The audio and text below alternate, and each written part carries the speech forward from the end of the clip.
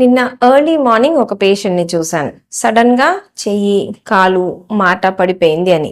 నాకు తెలిసిన పాత పేషెంట్ వాళ్ళ రిలేటివ్ అన్నమాట. సో చెప్పాలనుకుంటుంది, చెప్పలేకపోతుంది, అసలు కదలలేకపోతుంది. చూస్తే బీపీ అరౌండ్ 220 ఉంది. స్కాన్ లో తనలో బ్లీడింగ్ అయింది. సో తనకి ఎప్పటి నుంచో బీపీ ఉంది, కానీ పెద్దగా చూయించుకోవడం, మెడిసిన్స్ వాడడం ఇవన్నీ చాలా వరకు తగ్గించేసింది. తనకి కాలు అనేది ఒక రోజులో కాలు వచ్చేసింది, మాట వచ్చింది, చెయ్యి ఇప్పుడే స్టార్ట్ ఉంది. ఆవిడ బాధపడతా నాకు ఒకటే చెప్పింది, నేను కుట్టుకుంటాను, నాకెవరూ లేరు, నాకు చెయ్యి మాత్రం రావాల్సిందే, చెయ్యి వచ్చిద్దంటేనే బతికించండి అని. ఇప్పుడు నాకు చాలా బాధ అనిపించింది. తనకి ఎవరూ లేరు, ఇన్ని రోజులు ఎందుకు చూయించుకోలేదు అంటే కూడా తీసుకెళ్లే వాళ్ళు ఎవరు లేరు కాబట్టి. కాకపోతే ప్రతి ఊర్లో పిహెచ్సిలు దగ్గరలో ప్రైమరీ హెల్త్ కేర్ సెంటర్స్ ఉంటాయి కదా, అక్కడ అప్పుడప్పుడు షుగరు, అప్పుడప్పుడు బీపీ, అప్పుడప్పుడు రక్తం ఎంత ఉంది, ఈ మూడు చూయించుకుంటే చాలు. అందరూ అనుకున్నట్టు పెద్ద హాస్పిటల్ బాడీ చెకప్లు చేయించుకోవాలి, స్కాన్లు చేయించుకోవాలి, కిడ్నీలు ఎట్లా ఉన్నాయి, ఇట్లాంటివన్నీ మామూలు వాళ్ళకి 90% మందికి ఇవి అవసరం లేదు. బేసిక్ బీపీ, షుగర్ అనేది అది మన బాధ్యత. 40 దాటింది అంటే